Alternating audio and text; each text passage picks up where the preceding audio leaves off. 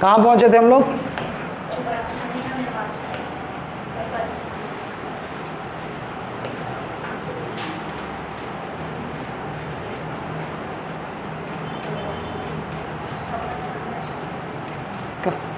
ये शपथ, ये क्लियर था आप लोगों को? ठीक, यहाँ पर ज़्यादा है नहीं। उपराष्ट्रपति पद की शर्तें, तो शर्तों में भी हम लोगों ने क्या देख लिया? सेम राष्ट्रपति में देखे थे हम लोग। पहला शर्त कि राष्ट्रपति के पद की शर्त क्या है? वो संसद के तथा राज्य विधानमंडल के किसी भी सदन का सदस्य नहीं होना चाहिए। यही शर्त है पहली राष्ट्रपति की, सेम यहाँ भी है। फिर वहाँ क्या था? मान लो कोई ऐसा व्यक्ति जो या तो संसद के किसी सदन का सदस्य हो और वो राष्ट्रपति चुन लिया गया हो, या फिर राज्य विधानमंडल के किसी सदन का सदस्य हो और वो राष्ट्रपति का चुनाव जीत गया हो, तो उसे राष्ट्रपति पद ज्वाइन करने से पहले उस सदन के सदस्यता से त्यागपत्र देनी होगी। क्योंकि पहली शर्त यही थी कि वो सदस्य नहीं हो सकता, या तो वो संसद के किसी भी सदन का सदस्य नहीं हो सकता, जो भी राष्ट्रपति होगा वो संसद के किसी सदन का सदस्य नहीं हो सकता और राज्य विधानमंडल के किसी सदन का सदस्य नहीं हो सकता। सेम यहाँ है, अगर ऐसा कोई व्यक्ति चुनाव जीत जाता है तो उसे उस सदन की सदस्यता से त्यागपत्र देना होगा। सेम है, दोनों जगह सेम है, राष्ट्रपति और उपराष्ट्रपति दोनों जगह सेम है। उसके बाद वह किसी लाभ के पद में ना हो, वह किसी लाभ के पद पे ना हो, यहाँ पर अन्य है, वह अन्य किसी लाभ के पद पे ना हो। ठीक, वहाँ भी हम लोग देखे थे। ठीक, वह किसी अन्य लाभ के पद पे ना हो, मतलब उपराष्ट्रपति रहते हुए वो और किसी ऐसे पद पर नहीं हो सकता जहाँ से उसे लाभ। ठीक है, हो गया। उपराष्ट्रपति की पदावधि, अरे ये भी तो कल देख चुके थे क्या? 5 वर्ष की पदावधि नए उपराष्ट्रपति रह सकते, कल देख चुके हैं इसको। फैक्ट, उपराष्ट्रपति के चुनाव से संबंधित सारे विवाद का निपटारा सर्वोच्च न्यायालय द्वारा किया जाएगा। आप इसको पहले पढ़ चुके हो, अनुच्छेद 71 में, याद है? अनुच्छेद 71, अनुच्छेद 71 में हम लोगों ने देखा था कि राष्ट्रपति और उपराष्ट्रपति के चुनाव संबंधित यदि कोई भी विवाद हो जाता है तो उसकी जांच एवं निर्णय सर्वोच्च न्यायालय ही देगा और वो निर्णय अंतिम होगा। उसके बाद कोई ना अपील हो सकती है ना कुछ हो सकता है। ठीक, यदि सर्वोच्च न्यायालय ने पाया कि गलत तरीके से इनका चुनाव हुआ है, गलत तरीके से इन्होंने चुनाव जीता है, तो सर्वोच्च न्यायालय उनके चुनाव को रद्द कर देगा और उन्हें अपना पद छोड़ना होगा। ठीक, उपराष्ट्रपति के चुनाव को निर्वाचक मंडल के अपूर्ण होने पर न्यायालय में चुनौती नहीं दी जा सकती। ये वहाँ भी पढ़े थे आप लोग, राष्ट्रपति में देखे थे निर्वाचक मंडल राष्ट्रपति का। मान लो भाई राष्ट्रपति का जिस दिन चुनाव है उस दिन किसी विधानसभा का सदस्य 5 लोग निपट गए, चुनाव तो इतनी जल्दी होने वाला नहीं, रिक्त है, या संसद में 2-4 सीटें रिक्त हो गई हैं, त्यागपत्र से हो या मृत्यु से हो, किसी भी तरह से हो रिक्त हो गई, तो जब उपराष्ट्रपति का मतदान हो रहा तो निर्वाचक मंडल क्या पूर्ण है? नहीं, अपूर्ण है। तो ये कह रहे हैं कि भैया जितने भी उस समय रहेंगे वो मतदान करेंगे और उसी में चुनाव का नतीजा आएगा। निर्वाचक मंडल के अपूर्ण होने पर राष्ट्रपति या उपराष्ट्रपति के चुनाव को चुनौती न्यायालय में नहीं दी जा सकती। समझ गए आप लोग? भाई हो सकता ना कि जिस दिन चुनाव हो, मान लो 5 सीटें कहीं की वो मृत्यु हो गई और 5 सीटें रिक्त हैं, चुनाव आयोग कब निर्णय लेगा, कब डेट आएगा और कब उपचुनाव करवा के उन रिक्तियों को भरेगा, वो तो बात की बात है। बस एक ऐसा फैक्ट है। समझ में नहीं आया टोकनाक? चलिए, प्रधानमंत्री आइए, ये आर्टिकल अगर यहाँ लिखे हुए हैं तो इम्पोर्टेंट है। अनुच्छेद 74, अनुच्छेद 74 ये आर्टिकल आपको याद होना चाहिए। राष्ट्रपति को उनके कार्यों में सहायता एवं परामर्श देने के लिए एक, कहाँ गया परिषद, कहाँ गया? अच्छा ये है, इधर है, मंत्री परिषद होगा। ठीक, ये तो अब देखिए ये यही आर्टिकल है जो ये तय करता है, जैसा मैं बताया कि राष्ट्रपति जो है कहने को देश के सबसे बड़े संवैधानिक पद पर हैं, लेकिन वास्तव में देखा जाए तो राष्ट्रपति एक रबर स्टैंप से ज़्यादा नहीं है, केवल उनका स्टैंप लगता है। वास्तव में सारी शक्ति किसके पास है? प्रधानमंत्री के पास है, और प्रधानमंत्री केंद्रीय मंत्रिपरिषद का मुखिया है, उन्हीं के पास है। वो जो कहेंगे वो राष्ट्रपति को करना होता है। बार बार आप लोग देखे हो ना कि राष्ट्रपति अपने मर्जी से लगभग कुछ नहीं कर पाते। आपको पारिस्थितिकी विवेकी शक्ति बताया था, वो भी संविधान में वर्णित नहीं है। वो ऐसी परिस्थितियां हैं जिन परिस्थितियों का संविधान में वर्णन ही नहीं है कि ऐसे समय में क्या होगा, तब वहाँ राष्ट्रपति अपने मन से निर्णय ले पाते हैं, स्वविवेक से, वो अपने विवेक से निर्णय ले पाते हैं। उसके अलावा आप देखोगे हर जगह राष्ट्रपति वही करते हैं वास्तव में जो केंद्रीय मंत्रिपरिषद का परामर्श होता है। केंद्रीय मंत्रिपरिषद का परामर्श का अर्थ प्रधानमंत्री का, क्योंकि केंद्रीय मंत्रिपरिषद का मुखिया है प्रधानमंत्री। पूरा सारे मंत्री बैठक में हाँ हाँ बोल देगा नहीं होगा मतलब नहीं होगा, सारे मंत्री नहीं बोलेगा हाँ होगा मतलब होगा। असल में निर्णय अंतिम उसी का होता है, केंद्रीय मंत्रिपरिषद के मुखिया का, प्रधानमंत्री का। इसीलिए हम कह देते हैं, कई बार आप लोगों ने देखा होगा काम चलाओ संवैधानिक टर्मिनोलॉजी में मंत्रिपरिषद के परामर्श पर राष्ट्रपति करते हैं, लेकिन आपने सुना होगा कई बार प्रधानमंत्री के परामर्श पर राष्ट्रपति ने कर दिया। ये भी सही है, लेकिन अगर ये दोनों लाइन दी हुई हो और आपको एक चुनना हो तो आप मंत्रिपरिषद चुनोगे, क्योंकि संविधान के अनुच्छेद 74 में क्या लिखा है, एक मंत्रिपरिषद होगा। मंत्रिपरिषद टर्म का इस्तेमाल हुआ है। जब ऐसे कभी फंस जाओ ना तो आपको ये तय करना है कि संविधान में लिखा क्या है। वहाँ प्रधानमंत्री नहीं लिखा है कि सहायता में परामर्श देने के लिए प्रधानमंत्री होगा, वहाँ लिखा है मंत्रिपरिषद। समझ गए, जिसका मुखिया प्रधानमंत्री होता है, ये याद रखना। इसी लाइन से जो है तय होता है कि जो केंद्रीय मंत्रिपरिषद कहेगी वो राष्ट्रपति को करना होगा। ठीक है, ये 74 में अनुच्छेद 75, ये भी इम्पोर्टेंट है। इस अनुच्छेद के अनुसार प्रधानमंत्री की नियुक्ति राष्ट्रपति के द्वारा होती है। अन्य मंत्री की नियुक्ति राष्ट्रपति प्रधानमंत्री की सलाह पर करते हैं। और ये देखो 75 स्वविवेक की शक्ति जो है, हाँ, राष्ट्रपति की जो है स्वविवेक की शक्ति, वो एक है जिस पे अनुरोध नहीं करता है, मतलब अनुरोध पर संसद को भंग कर देता है। प्रधानमंत्री के अनुरोध पर वो नहीं है, मतलब संविधान में नहीं है ना वो स्वविवेक की शक्ति, तो फिर अनुरोध पर कर सकते हैं, हाँ, जरूरी नहीं है राष्ट्रपति करें। अभी देखो क्या है वहाँ पर कि यदि प्रधानमंत्री अनुरोध करे, भाई अनुरोध कर रहे हैं ना, इस अनुरोध क्यों लिखा है, फिर ऐसा ही लिखता ना कि परामर्श देंगे कि भैया लोकसभा भंग कर दो, और वो भंग कर देगा। हाँ, जैसे संविधान में ये है कि प्रधान राष्ट्रपति जो मंत्रिपरिषद की ये से कार्य करेगा, ये से, हाँ, जब संविधान में नहीं है तो वो मत ज्यादा प्रभावशाली होना चाहिए ना। वो मत ज्यादा प्रभावशाली अगर देखो संविधान में है ना, कि उसके अनुरोध पर कार्य कर, मतलब उसके जो मंत्रिपरिषद की जो सलाह पर परामर्श पर कार्य करेगा, वो ज्यादा प्रभावी होना चाहिए। हाँ, यही तो है प्रभावी, परामर्श पर, परामर्श पर प्रभावी है, लेकिन जो अनुरोध पर है वो स्वविवेक की शक्ति कैसे प्राप्त होगी फिर? स्वविवेकी शक्ति में आप देखो कि हमारे यहाँ बहुमत दल की सत्ता का प्रावधान है। संसदीय शासन प्रणाली में बहुमत दल की सत्ता होगी, है ना। जो चुनाव जीतेगा, जो राजनीतिक दल चुनाव में बहुमत प्राप्त करेगा, उसी की सत्ता होगी, उसी का अधिकार है सरकार बनाने का। बन गया। अब आप लोगों ने देखा होगा कि ऐसी परिस्थिति आ गई कि बहुमत किसी भी राजनीतिक दल को प्राप्त नहीं हुआ। पहले बता चुका हूँ, किसी चुनाव हुआ और किसी भी राजनीतिक दल को बहुमत ही प्राप्त नहीं हुआ। अब ऐसी स्थिति में देखो, जब बहुमत प्राप्त होगा तब तो उस राजनीतिक दल का अधिकार होगा सत्ता बनाने का, अभी किसी का अधिकार नहीं है, तो यहाँ राष्ट्रपति की विवेकी शक्ति जाग गई। यहाँ तो क्लियर है।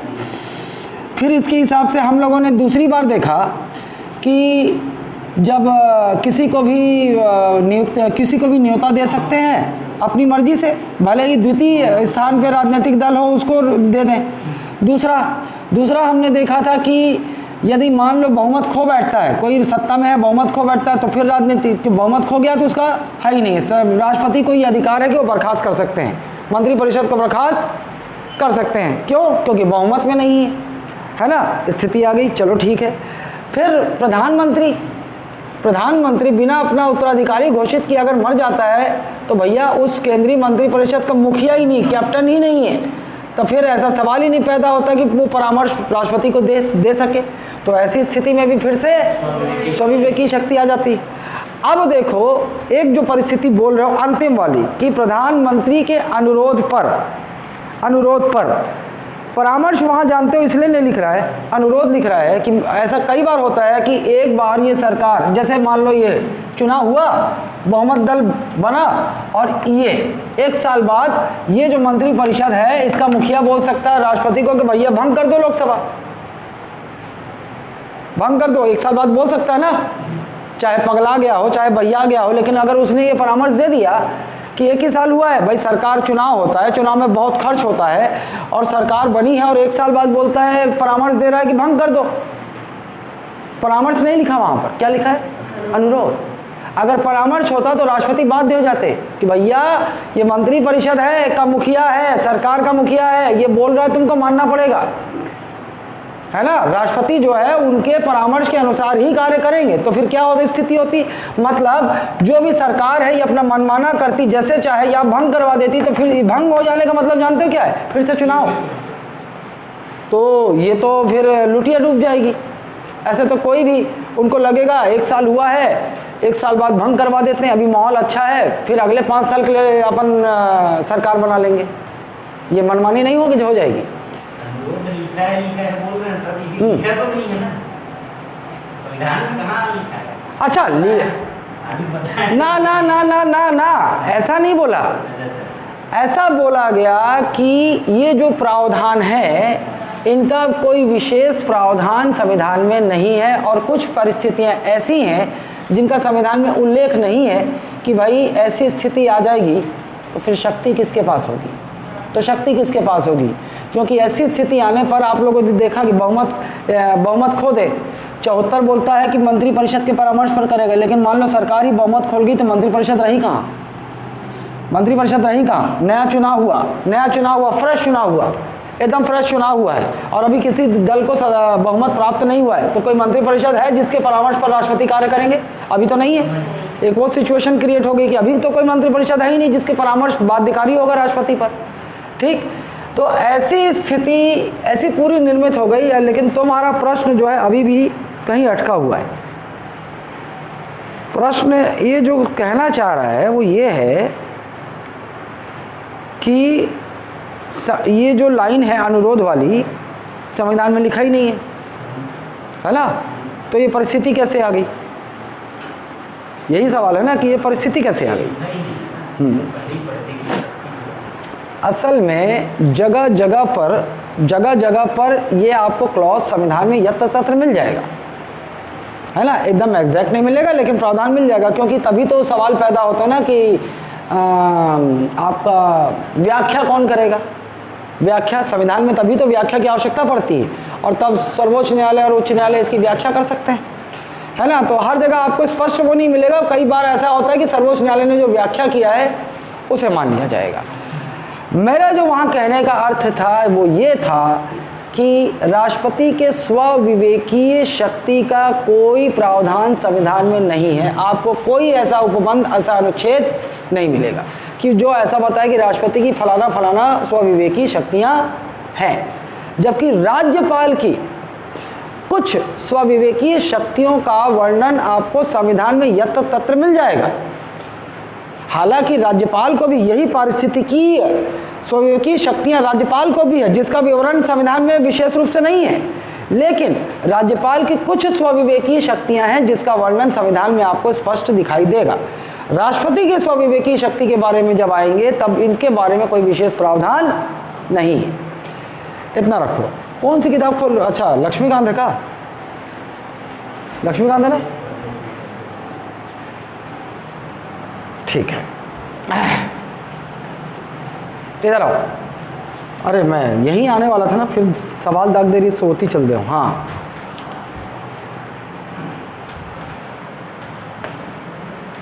फिर से पूरा बनाने की आवश्यकता नहीं, पहले बेसिक क्लास में बनाया हूँ। चुनाव हुआ, लोकसभा का चुनाव हुआ, राजनीतिक दल को बहुमत मिला तो सरकार बनाएगी, नहीं मिला तो आप जानते हो, आपको कोलिशन गवर्नमेंट सुने हो, गठबंधन की सरकार वो भी बनती है ना। किसी भी राजनीतिक दल को मान लो बहुमत नहीं प्राप्त हुआ तो दो राजनीतिक दल मिलके आपस में गठबंधन कर लेते हैं, और पता चला कि दोनों मिलकर आधे सीटों से ज़्यादा सीटें उनकी हो रही हैं, फिर वो राष्ट्रपति को सूचना देंगे, राष्ट्रपति उनकी सरकार बना देंगे, वो अलग चीज़ें हैं। लेकिन फिलहाल की स्थिति में देखो कि जिस राजनीतिक दल को बहुमत प्राप्त होगा, स्पष्ट बहुमत, उसकी सरकार होगी, वो पार्टी एक व्यक्ति को सामने कर देगी। अच्छा, वो राजनीतिक दल चुनाव से पहले ही घोषित कर सकती है कि भाई यदि हम चुनाव जीतेंगे तो हमारी ओर से प्रधानमंत्री उम्मीदवार ये होगा, या फिर चुनाव जीतने के बाद निर्णय ले ले, क्योंकि अधिकार तो उस राजनीतिक दल का है। ठीक, तो देखा जैसा पिछले चुनाव में आपने देखा होगा, भाजपा ने नरेंद्र मोदी को आगे किया था, चेहरा एकदम उन्हीं के चेहरे पर तो चुनाव लड़े हैं कि भैया भाजपा यदि चुनाव जीतती है तो नरेंद्र मोदी प्रधानमंत्री होंगे, और कांग्रेस ने डिक्लेयर ही नहीं किया था, है ना। कांग्रेस ने बोला था जब चुनाव अगर जीत जाबो तब देखबो, तब सोनिया गांधी राष्ट्रीय अध्यक्षा महोदया जो है अपने पुत्र को आगे कर देती, हम चुनाव जीत गए हैं, प्रधानमंत्री राहुल गांधी हो ही, ऐसा करती। लेकिन उनको पता था कि पहले से ही बता दूंगी कि मेरा अगर कांग्रेस चुनाव जीतेगी, मेरा बेटा राहुल गांधी प्रधानमंत्री होगा, तो वो सीट भी नहीं मिलता शायद जितना मिला, है ना। चलो, जीता उस राजनीतिक दल ने फलाना व्यक्ति को आगे कर दिया क्योंकि उसका अधिकार है, और राष्ट्रपति महोदय क्या करेंगे, इन्हें प्रधानमंत्री नियुक्त करेंगे। ये राष्ट्रपति है और वो प्रधानमंत्री, ठीक हो गई। तो इसका मतलब ये है, आपको कीवर्ड पे ध्यान देना है कि प्रधानमंत्री नियुक्त होता है, प्रधानमंत्री नियुक्त होता है, अपॉइंट होता है। प्रधानमंत्री चुना नहीं जाता, है ना। देश का प्रधानमंत्री चुना नहीं जाता, ही इज़ नॉट इलेक्टेड, है ना, ही इज़ अपॉइंटेड। लेकिन यही व्यक्ति, मतलब नरेंद्र मोदी, वाराणसी से जब सांसद का चुनाव लड़ रहे थे तो ये सांसद चुने गए थे कि नियुक्त हुए थे? सांसद चुने गए हैं, क्योंकि लोगों ने प्रधानमंत्री को वोट नहीं किया था उस चुनाव में, लोकसभा चुनाव में लोगों ने सांसद को वोट किया था, है ना।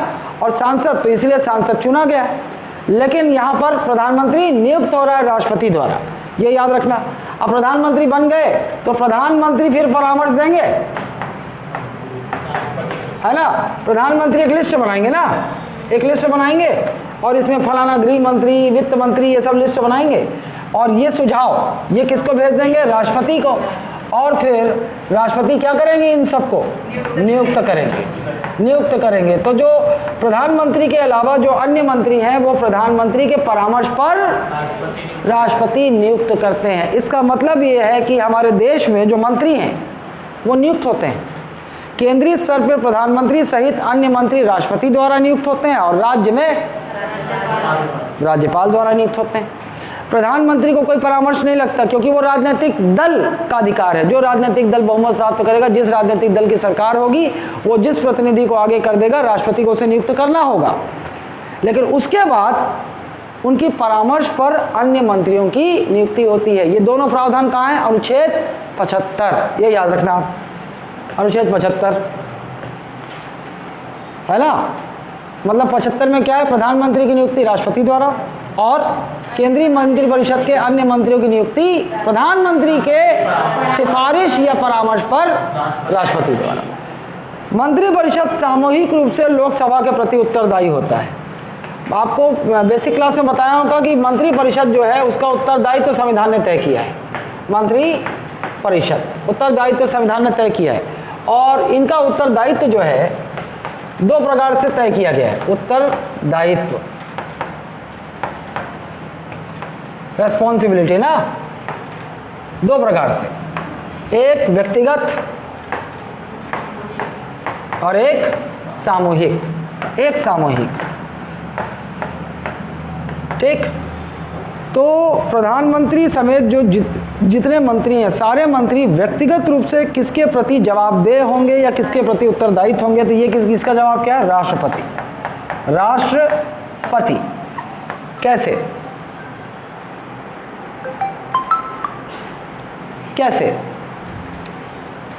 कैसे जवाबदेह होंगे? आप लोग अभी अगले अनुच्छेद में देखेंगे, आप अनुच्छेद 78, इसका लिंक आपको अनुच्छेद 78 में मिलेगा। आप वहाँ देखेंगे कि राष्ट्रपति समय समय पर सारे मंत्रालयों की रिपोर्ट जब चाहे, मतलब क्या चल रहा है भाई संसद में, आप क्या कर रहे हैं, है ना, आपके भी मंत्रालय में क्या चल रहा है, ये रिपोर्ट मांग सकते हैं किसी भी मंत्री से।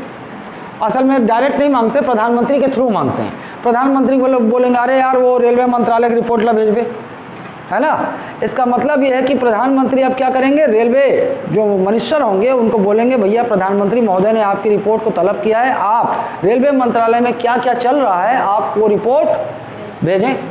ठीक, तो अनुच्छेद 78, अभी 78 को ध्यान में मत रखो, इसका लिंक 78 से है। इसका लिंक 78 से ऐसे है कि 78 में ये कहा गया कि सबसे पहला लाइन जो है, प्रधानमंत्री का कर्तव्य होगा कि जब भी राष्ट्रपति, प्रधानमंत्री का कर्तव्य होगा कि वो, अरे यार, प्रधानमंत्री का कर्तव्य होगा कि प्रधानमंत्री समय समय पर सारे मंत्रालयों की या संसद में, मतलब केंद्र सरकार की सारे जो विधायी प्रक्रिया चल रही है संसद में, जो भी वो लोग बिल ला रहे हैं, लॉ ला रहे हैं, जो भी चल रहे हैं, समय समय पर, और जो भी मंत्रालय में चल रहा है समय समय पर ये सूचना राष्ट्रपति को देते रहें। लेकिन हो सकता है कि प्रधानमंत्री अपना ये कर्तव्य ना निभाएं। 78 में पहले कर्तव्य बताया है प्रधानमंत्री का, हो सकता है ना निभाएं, अपनी मनमानी कर रहे हो। तो फिर उसी अनुच्छेद 78 में दूसरी लाइन ये है कि जब भी राष्ट्रपति प्रधानमंत्री से केंद्र सरकार की समस्त विधायी एवं प्रशासनिक कार्रवाइयों की जानकारी मांगे तब तक प्रधानमंत्री को वो उपलब्ध करानी होगी। पहले कर्तव्य बताया, लेकिन अगर मान लो प्रधानमंत्री कर्तव्य नहीं निभा रहे हैं तो अगली लाइन में क्या है, सीधा सीधा संविधान आदेश दे रहा है कि जब भी राष्ट्रपति मांगे तब तक प्रधानमंत्री को केंद्र सरकार के समस्त विधायी और शासकीय प्रशासनिक क्रियाकलापों की जानकारी राष्ट्रपति को देनी होगी। पहले कर्तव्य, बाद में एक तरह से आदेश है, मतलब मानना पड़ेगा। अगर प्रधानमंत्री नहीं मान रहा तो संविधान को उल्लंघन हो रहा है। ठीक, तो इसकी वहाँ से तय होता है ये उत्तरदायित्व। समझ में आया, व्यक्तिगत उत्तरदायित्व। हर एक मंत्री किसी भी मंत्रालय का रिपोर्ट, किसी भी मंत्रालय की कार्रवाई की प्रशासनिक जानकारी, विधायी जानकारी रिपोर्ट वो मांग सकते हैं राष्ट्रपति को, और राष्ट्रपति को देनी होगी। तो इस प्रकार से आप व्यक्तिगत उत्तरदायित्व किसके प्रति तय हो गया, राष्ट्रपति। भाई उत्तरदायित्व तय हुआ ना, मंत्री सकते में रहेगा कि साला मुझे, अगर मैं काम में इधर उधर कुछ भी किया तो राष्ट्रपति रिपोर्ट मांग रहे हैं तो मतलब राष्ट्रपति जांच करेंगे, और कुछ गड़बड़ होगा तो पकड़ा जाएगा। तो भाई ऐसे ये बिल्कुल बात हो गई कि आप रात्रि में आ रहे हो, आपसे कोई सवाल ही नहीं पूछ रहा है तो आप मनमाना हो गए, और पता चला रात भर बाहर ही रह रहे हो, घूम रहे हो, कोई सवाल पूछने वाला नहीं। लेकिन कोई सवाल, मान लो लेट हो गया एक आध दिन, 11 साढ़े 11 बजे पहुँचते हो तो घर में माँ बेलन लेके बाहर खड़ी रहती है सवाल पूछने के लिए। सवाल पूछने का तरीका अलग होता है, अलग हो सकता है ना, कि जैसे हाँ मंत्री महोदय मेरा सवाल ऐसा नहीं बोलेगी आ रोगी आ, नहीं, लड़का होगा तो आ रोगा कुत्ता, ऐसे सवाल पूछती है, लेकिन सवाल तो पूछती है। तो वो जो सवाल होता है वास्तव में आपको चेक में रखता है। आप हमेशा सकते में रहोगे कि साला अगर कुछ गड़बड़ हुआ, लेट आए तो सवाल का जवाब क्या दूंगी, तो फिर आप डर में रहोगे, कोशिश करोगे कि इस तरह का मनमाना हरकत ना करो। वही है व्यक्तिगत उत्तरदायित्व, तो किसके प्रति तय है, राष्ट्रपति। इधर आ जाओ। राष्ट्रपति जैसे उसको मांग लेगा, उसके बाद जांच करवा सकता है और उसके आधार पर उसके ऊपर कुछ कर सकता है। बिल्कुल, प्रधानमंत्री को बोलेंगे कि हाँ भैया बताओ ये कैसे, ये गड़बड़ी, ये क्या है, ऐसा ऐसा है, ये सब क्या है। हालांकि ये एक तरह से आप ऐसा बोल सकते हो कि राष्ट्रपति सरकार को बर्खास्त नहीं कर सकते। मान लो उस मंत्री ने कोई गड़बड़ी भी की हो, रिपोर्ट में वो गड़बड़ी पकड़ ली है राष्ट्रपति महोदय ने, ठीक, तो वो क्या कर सकते हैं, ज़्यादा से ज़्यादा उनके तंत्र में क्या है, आपका जैसे कैग हो गया, वो रिपोर्ट कैग को तो सौंपनी पड़ेगी, निर्देशित कर सकते हैं इसकी जांच करें, इसमें क्या त्रुटि है, तब तो मामला सामने आ सकता है। लेकिन अगर मान लो ऐसा है तो वो प्रधानमंत्री के ऊपर ही है, वो रिपोर्ट में फिर उनका फीडबैक देंगे कि देखिए आपके इस रिपोर्ट में ये खामियां हैं, तो उसके बाद प्रधानमंत्री अपनी जिम्मेदारी पर निर्णय ले सकते हैं कि उन्हें मंत्री पद से बर्खास्त करवा दें, या फिर उन्हें उनका मंत्री पोर्टफोलियो बदल दें, उनका मंत्रालय बदल दें।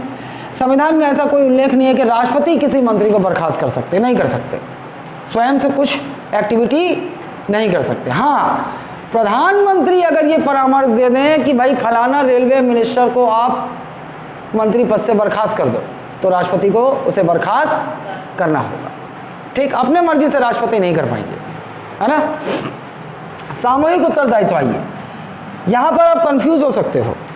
यहाँ पर आपके ऑप्शन में ना संसद भी दे देगा, लोकसभा भी दे देगा, राज्यसभा भी दे देगा, और राष्ट्रपति भी दे देगा। अब देखिए ये सामूहिक रूप से आपको क्या लगेगा कि सारे मंत्री जो है, मंत्री परिषद है, वो सामूहिक रूप से किसके प्रति उत्तरदायी हैं? तो आपको लगेगा संसद। ऐसा क्यों लगेगा?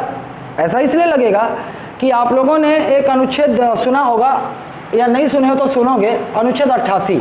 देखो, जो मैं अलग चीज़ बोलता हूँ ना, उसको केवल समझने के लिए रखो, उसको अपने दिमाग में अभी रखने की कोशिश मत करना।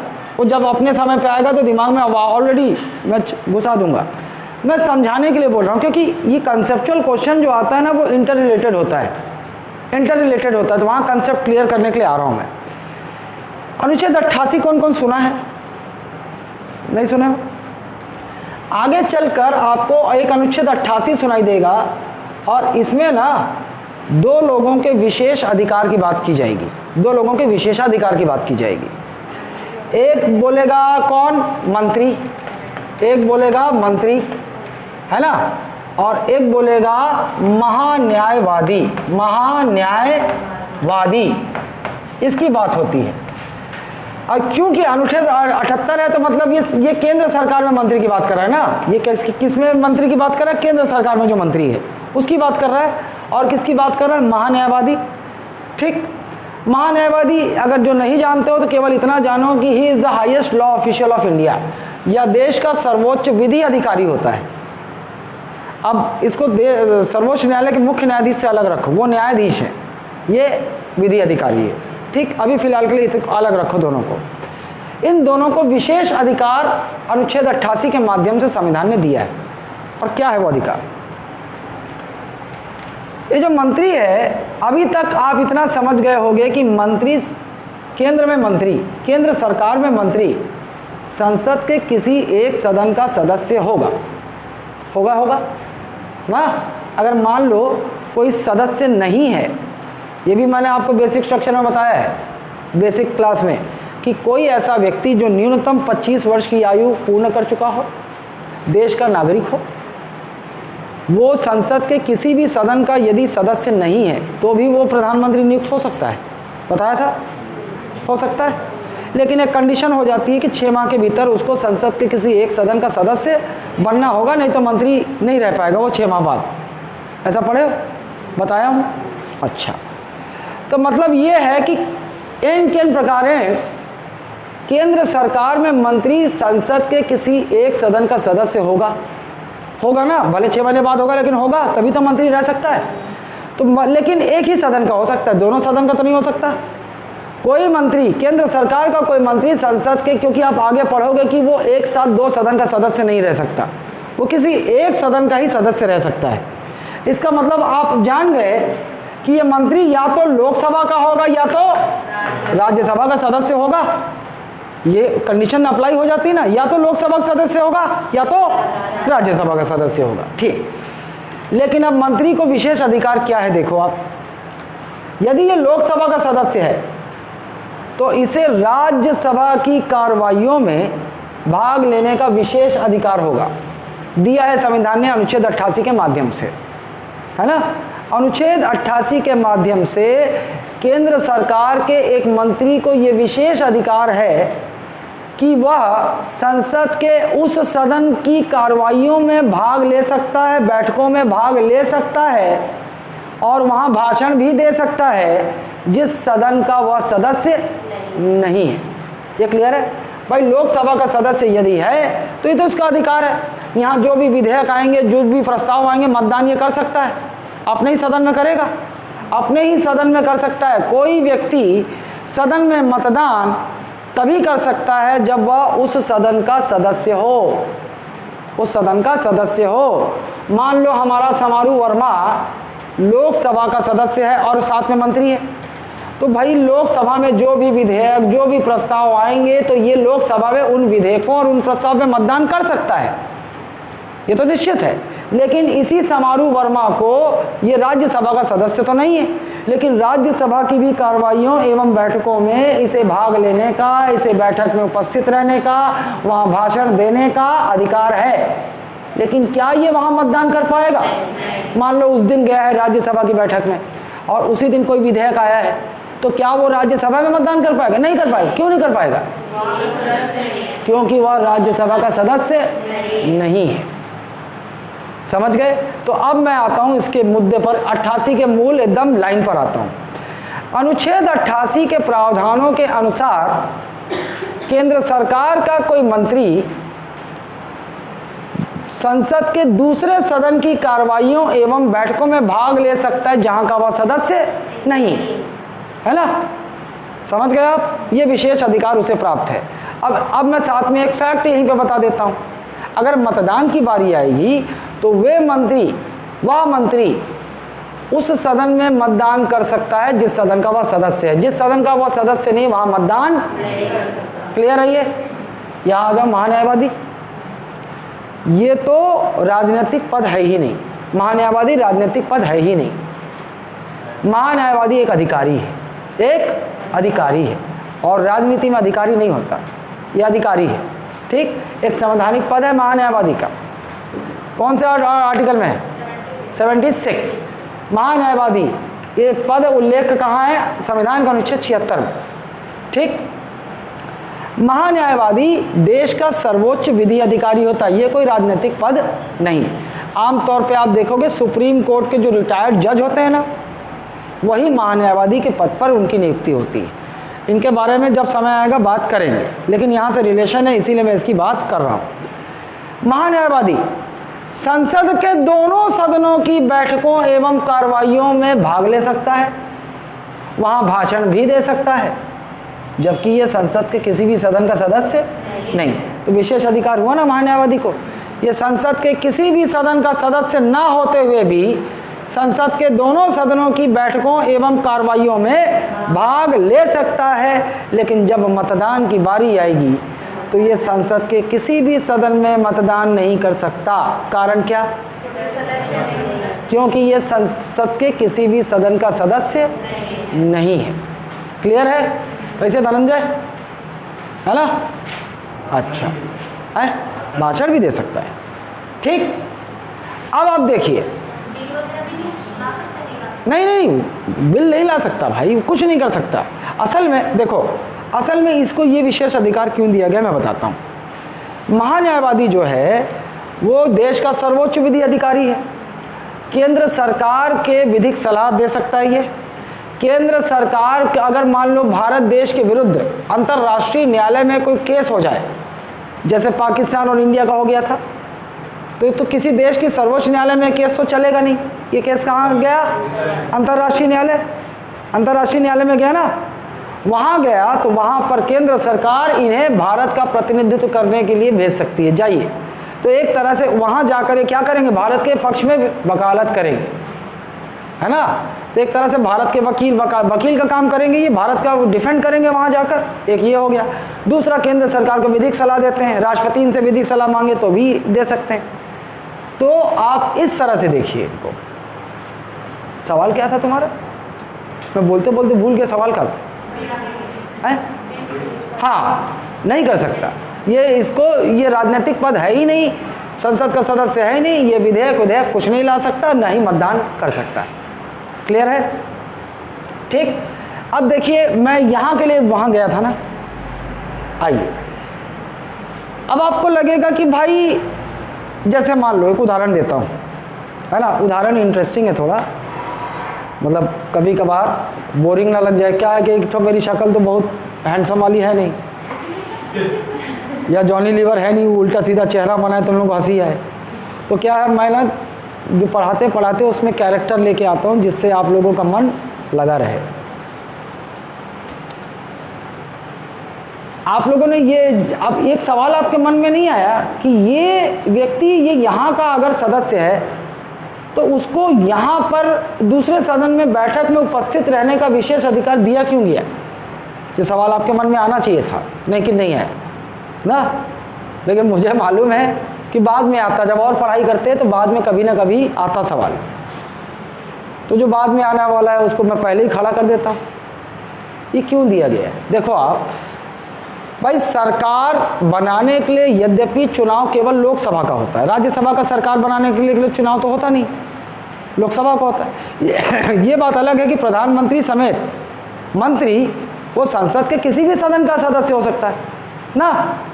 हो तो प्रधानमंत्री राज्यसभा का भी हो सकता है, चुनाव भले ही लोकसभा का हुआ हो, लेकिन बीजेपी ने चुनाव जीत लिया, उनको लगता है कि राज्यसभा में जो बीजेपी का सांसद है वो ज़्यादा उपयुक्त है प्रधानमंत्री के लिए, तो क्या करेगा वो उस व्यक्ति को सामने कर देगा, लो भाई, और राष्ट्रपति उसे प्रधानमंत्री नियुक्त कर देंगे, है ना। तो सारे मंत्री राज्यसभा के हो सकते हैं, जरूरी नहीं कि लोकसभा का हो, सारे मंत्री, प्रधानमंत्री समेत सारे मंत्री राज्यसभा के हो सकते हैं, और लोकसभा के सांसद ऐसे मुंह ताकते रहें, ठीक। या फिर आधा आधा हो सकता है, या सारे मंत्री लोकसभा के हो सकते हैं, राज्यसभा से कोई ना हो केंद्र सरकार में मंत्री, कोई परिस्थिति। आप लोगों ने देखा होगा, लेकिन कार्रवाई दोनों जगह होती है। देखो राज्यसभा का जब सत्र चलता है तो वहाँ भी जो विपक्षी, वहाँ भी तो है ना रूलिंग पार्टी के सदस्य सांसद और विपक्षी सांसद, तो विपक्षी सांसद वहाँ सवाल पूछेंगे, राज्यसभा भी तो संसद का एक सदन है, तो वहाँ भी सवाल पूछेंगे। तो मान लो हमारे यहाँ पे केंद्र सरकार में कपड़ा मंत्री है दुकालू कुर्रे, ये कपड़ा मंत्री हैं मान लो केंद्र सरकार में, और राज्यसभा में यहाँ पर हमारी टेटकी, ये विपक्ष की एक सांसद है ना भाई। वहाँ का राज्यसभा के विपक्षी भी तो कपड़ा मंत्री से सवाल पूछ सकते हैं। होता ये है कि मान लो कपड़ा मंत्री, ये जो दुकालू कुर्रे लोकसभा का सदस्य हो, तो अब पहले से सूचना चली जाती है कि हाँ भैया दुकालू कुर्रे साहब फलाना तारीख को राज्यसभा में आपसे ये सवाल पूछा जाएगा और आपको ये जवाब देना है, ठीक।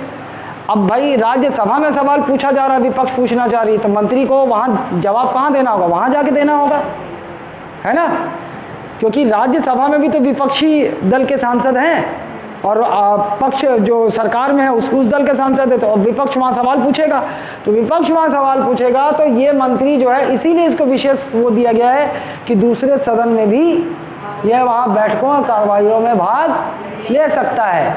अब वहाँ पे टेटकी पूछ दिस, अरे तो बड़े बड़े बात करा था, ते कहा था हमार सरकार में इतना कपड़ा में उद्योग में मतलब सफलता पाए हैं, इतना इंपोर्ट करे हैं, देश में कपड़े की कोई कमी नहीं रही, इतना हमने अच्छा काम किया है। और बोला सरासर गलत है, काबर गलत है। वाह, ये मैं एक झंटूरी ला देखा हूँ काली, कौन वो आजकल जो प्लास्टिक पकड़ के जो चर्चा में रहती, कुछ भी पहन के घूमती, क्या नाम है, हाँ उर्फी जावेद, वो बेचारी ला मैं देखे हूँ उर्फी जावेद ला है, तो कहा था कि अदर रिकॉर्ड उत्पादन होए हमारे, वो बेचारी ला कपड़ा नहीं मिला था, प्लास्टिक लपेट के घुमा थे। सरासर आपको जवाब देना होगा, आपके सारे आंकड़े झूठ हैं। विपक्ष यही तो करता है, क्या यही करता है ना। तो भाई वहाँ उसके विपक्ष के सवालों का जवाब देने जाना होगा मंत्री को, इसलिए एक मंत्री को जिस सदन का वह सदस्य नहीं है वहाँ की बैठकों एवं कार्रवाई में भाग लेने का विशेष अधिकार है ना। लेकिन उर्फी जावेद आ गई मन में तो बड़ा हंसी आता है। मतलब अगर यदि उनके माँ बाप होंगे जीवित तो कैसे बर्दाश्त करते होंगे उसको घर और से निकाला दे दिए होंगे, तेरा हमसे मतलब ही नहीं, कभी बताना मत कि तू मेरी बेटी है ना। कोई कैसे बर्दाश्त करेगा, कोई किसी के माँ बाप कैसे बर्दाश्त करेंगे। ले कभी पत्ता लपेट के निकल जाता है, कभी बोरा पहन के निकल जाता है। चलो अब देखो अब आता हूँ मुद्दे पर। ये सारी चीज़ों में बक रहा हूँ ना, ये सब आपके फैक्चुअल कंटेंट में यूपीएससी में सब जगह आता ही है, फैक्चुअल रूप में भी आता है, और यहीं से कंसेप्चुअल क्वेश्चन भी बनता है, जहाँ आपका दिमाग काम करेगा। कब काम करेगा, जब कंसेप्चुअल क्लैरिटी होगी। आओ अब आपके मन में सवाल आएगा कि साला संसद के दोनों सदनों में तो उत्तरदायित्व है, क्योंकि एक मंत्री से सवाल संसद के दोनों सदन में पूछा जा सकता है, आपके मन में ये आएगा। लेकिन अगर आपको संसद भी हो, लोकसभा भी हो, राज्यसभा भी हो और राष्ट्रपति हो, एक ही ऑप्शन चुनना है, आप क्या चुनोगे, लोकसभा। आप संसद नहीं चुनोगे, आप क्या चुनोगे, लोकसभा। क्यों मंत्री परिषद सामूहिक रूप से लोकसभा के प्रति उत्तरदायित्व है, तो लिखा हुआ है 75 में, ये देखो क्या लिखा है, ये सामूहिक रूप से किसके प्रति, क्यों लिखा लोकसभा, क्यों संसद नहीं लिखा, क्यों राज्यसभा को यहां से अलग कर दिया, सवाल है। और इस सवाल का जवाब ये है कि भैया उत्तरदायित्व का मतलब सरकार बनना, सरकार बिगड़ना, ये दोनों संसद के किस सदन, कौन सा सदन निर्धारित करता है? लोकसभा। सरकार बनाने के लिए लोकसभा का चुनाव होता है, और वो जो सरकार है वो लोकसभा में जब तक बहुमत में रहेगी तब तक उसकी सरकार होगी। राज्यसभा में उसका बहुमत है या नहीं है उससे कोई फर्क सरकार पर नहीं पड़ता, सरकार रहेगी। ये बात अलग है कि वो सरकार जो विधेयक लाएगी राज्यसभा में पारित नहीं हो पा रहा है, वो बात अलग है। लेकिन सरकार का अस्तित्व किस सदन पर निर्भर करता है? लोकसभा। इसलिए मंत्रिपरिषद सामूहिक रूप से किसके प्रति उत्तरदायी है? लोकसभा। कहाँ है ये प्रावधान? अनुच्छेद 75। ठीक, याद रखिएगा ये तीनों, मतलब 75 में क्या क्या है पूछ देगा भैया, इनमें से कौन सा प्रावधान अनुच्छेद 75 का है, नहीं है। ठीक, जान लगा थे नोनी। प्रधानमंत्री का शपथ। अब प्रधानमंत्री को शपथ मेरे ख्याल से बहुत कांस्टेबल वाला है ना प्रश्न है कि प्रधानमंत्री का शपथ कौन दिलाते? राष्ट्रपति। लेकिन आपको ये नहीं पूछेगा। ग्रुप डी में पूछ सकता है, कांस्टेबल परीक्षा में पूछ सकता है, लेकिन यहाँ नहीं पूछेगा। एसआई का एग्जाम देने वाले हो ना, राष्ट्रपति दिलाते हैं तो नहीं पूछेगा। यदि राष्ट्रपति ना हो तब राष्ट्रपति द्वारा नियुक्त तो कोई व्यक्ति शपथ दिला सकता है, सामान्य सा है। प्रधानमंत्री का कार्यकाल निश्चित नहीं। हाँ, ये आपके काम की चीज़ है, आप फंस सकते हो यहाँ पर। आपको लगेगा कि लोकसभा का कार्यकाल 5 वर्ष है तो प्रधानमंत्री का कार्यकाल भी 5 वर्ष होना चाहिए, ऐसा फंस सकते हो। ये याद रखना कि प्रधानमंत्री का कार्यकाल निश्चित नहीं है। क्यों निश्चित नहीं किया गया? जब तक बहुमत है तब तक प्रधानमंत्री है। बहुमत चला गया तो बहुमत तो 2 महीना बाद भी हो सकता है, बहुमत चला गया तो फिर प्रधानमंत्री को इस्तीफा देना होगा, और नहीं देंगे तो राष्ट्रपति बर्खास्त कर सकते हैं क्योंकि बहुमत में नहीं है। तो क्या कोई निश्चित कार्यकाल है? नहीं है। राष्ट्रपति के तो अब आप देखिए, प्रधानमंत्री का कार्यकाल निश्चित नहीं है तो प्रधानमंत्री कब तक अपने पद पर रहते हैं? राष्ट्रपति के प्रसाद पर्यंत नहीं होता, ये होता है, गलत लिखा हुआ है, पर्यंत, पर हाँ पर्यंत पद में रहते हैं। तो सही एकदम एक्चुअल उत्तर क्या होगा आपका? प्रधानमंत्री राष्ट्रपति के प्रसाद पर्यंत तक पद में रहते हैं, उनको कोई कार्यकाल निश्चित नहीं है। मतलब इसका प्रसाद पर्यंत का मतलब क्या होता है? राष्ट्रपति की इच्छा तक, जब तक राष्ट्रपति की इच्छा है। लेकिन इससे मतलब ऐसा मत समझ लेना राष्ट्रपति जब दिमाग खराब चल भंबे, ऐसा नहीं कर सकता।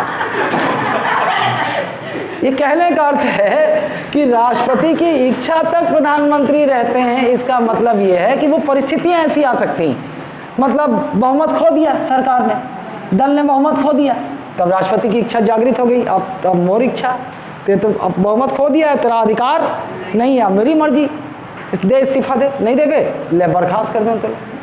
लेकिन अगर बहुमत में है तो किसी की मजाल नहीं है कि सरकार को हिला सके या प्रधानमंत्री को हटा सके। समझ गए?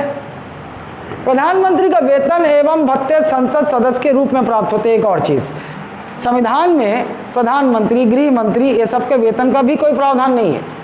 क्लियर कर लो कि आपसे कभी पूछ दे कि भैया प्रधानमंत्री को किस अनुच्छेद के तहत वेतन मिलता है, ऐसा कुछ नहीं है, ऐसा कुछ भी नहीं है। असल में इन लोगों को वेतन के लिए ऐसा कोई प्रावधान नहीं है। इनके लिए एक वो बना हुआ है, सांसद सैलरी ऐसा हुआ है, वो कहीं नाम आएगा है ना, एक्चुअल नाम नहीं याद आ रहा है, उसी के तहत इनको पेंशन और सैलरी मिलती है। तो वहाँ पर कहीं भी नहीं लिखा है कि प्रधानमंत्री को मिलेगा वेतन। किसका निर्धारित है? सांसद को, सांसद को। संसद के दोनों सदनों के सांसद का वेतन निर्धारित है, इनको मिलता है सांसद। ये बात अलग है कि प्रधानमंत्री जो भी मंत्री बन जाते हैं उनको मंत्री पद का अलग से भत्ता वगैरह मिलता है, कैबिनेट रैंक का अलग से भत्ता वगैरह मिलता है। लेकिन जो इनको वेतन मिलता है किस रूप में मिलता है? सांसद के रूप में। जो बाकी सांसदों का वेतन है वही प्रधानमंत्री का भी वेतन है। ठीक है, ये ध्यान रखिएगा। प्रधानमंत्री पद एवं गोपनीयता, ये बार बार पूछता है।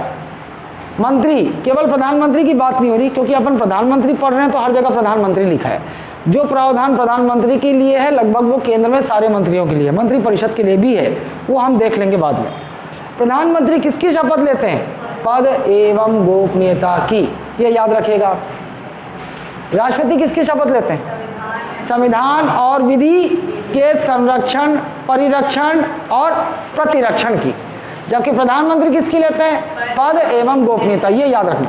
ऐसे शपथ बहुत लंबा है, लेकिन वहाँ पर उन उतने लाइन से प्रश्न नहीं बनेगा। मान लो आपको, आप ये भी सोच लो कि भैया सारा शपथ रट लूँ मैं, किसका किसका रटोगे शपथ? पूरा राष्ट्रपति का, उपराष्ट्रपति का, सांसद का, प्रधानमंत्री का, सबका शपथ रटते रहोगे तो ज़्यादा से ज़्यादा प्रश्न जो बनेगा वो यही बनेगा। पद एवं गोपनीयता की शपथ कौन लेता है? मंत्री। मतलब प्रधानमंत्री सहित जितने भी मंत्री हैं वो यही शपथ लेते हैं, पद एवं गोपनीयता का। ठीक, गोपनीयता खास शब्द इसलिए है कि सरकार में है, सरकार की सारी जानकारी इनके पास होगी, गुप्त हो जानकारी हो चाहे जो हो। अब मान लो शपथ, मान लो सरकार के सारे स्कीम पाकिस्तान को पहुंचा दे रहा है खुद मंत्री, तो तब तो देश को बर्बाद होने से कोई रोक नहीं सकता।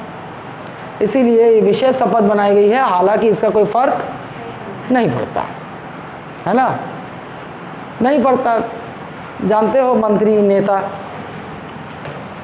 चलो, प्रधानमंत्री के कार्य एवं शक्तियां। अब मंत्री परिषद की, इनकी जो प्रधानमंत्री की शक्तियां,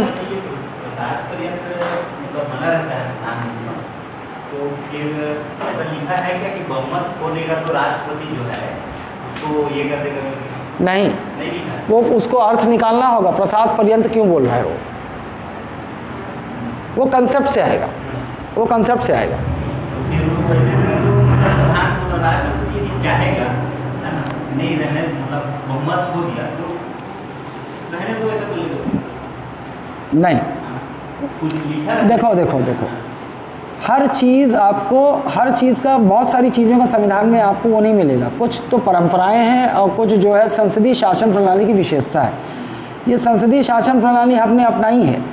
आपको संविधान में बिल्कुल ये नहीं मिलेगा पूरा कि संसदीय शासन प्रणाली को पूरा डिस्क्राइब करके कहीं दिया हुआ हो, नहीं लिखा हुआ है ना। कुछ जो राजतंत्र के नियम हैं वो हमने अपनाए हैं और उसके प्रिंसिपल के तहत हम मानते हैं, है ना। संसदीय शासन प्रणाली की विशेषता ये है कि 2 सरकारें होंगी। 2 सरकारों में अब वो जगह जगह पर अलग अलग जगह लिखा होगा, लेकिन अलग से संसदीय शासन प्रणाली पूरा डिफाइन करके आपको नहीं दिया होगा संविधान में कहीं। उस 2 प्रमुख होंगे संसदीय शासन प्रणाली में, 2 प्रमुख होंगे। एक प्रमुख प्रधानमंत्री की बात हो रही है और एक प्रमुख राष्ट्रपति की बात हो रही है। मतलब एक जो है प्रत्यक्ष निर्वाचित, जिसके शक्ति जिसके पास होगी, और एक कौन? नामित प्रमुख, नाम का प्रमुख, जैसे राष्ट्रपति को हम देख रहे हैं। ठीक, हर चीज़ तो हमको यथा, मतलब जैसे जैसे शब्द वैसे नहीं मिलेगी, वो कुछ कंसेप्ट है जो उसके पीछे का है, आपको संविधान में ऐसे लिखा हुआ नहीं मिलेगा। कोर्ट में जाएगा और कोर्ट के द्वारा फिर से वही, मतलब ये हो कि उसको फिर सर्वोच्च न्यायालय में पहुंच गया तो सर्वोच्च न्यायालय क्या व्याख्या करेगा? भैया प्रसाद पर्यंत का मतलब राष्ट्रपति की इच्छा, लेकिन राष्ट्रपति की इच्छा का मतलब ये नहीं कि जब मुझ बिगड़ जाए प्रधानमंत्री को हटा देगा। भाई संसदीय शासन प्रणाली में सरकार किसकी होती है? लोकतंत्र में सरकार किसकी होती है? जनता द्वारा चुनी गई। वास्तविक सत्ता किसके हाथों में? जनता के हाथों में है। शक्ति का स्रोत कौन है? जनता जिसको बहुमत देके चुनेगी उसी की सरकार होगी, और बहुमत है तब तक उस राजनीतिक दल को कोई हटा नहीं सकता, वो उसकी मर्जी। ठीक, आइए मंत्री परिषद। अरे बाप रे, 6:15 हो गए का? चलो ब्रेक करो। एक बात बताओ, समय कम पड़ रहा है क्या?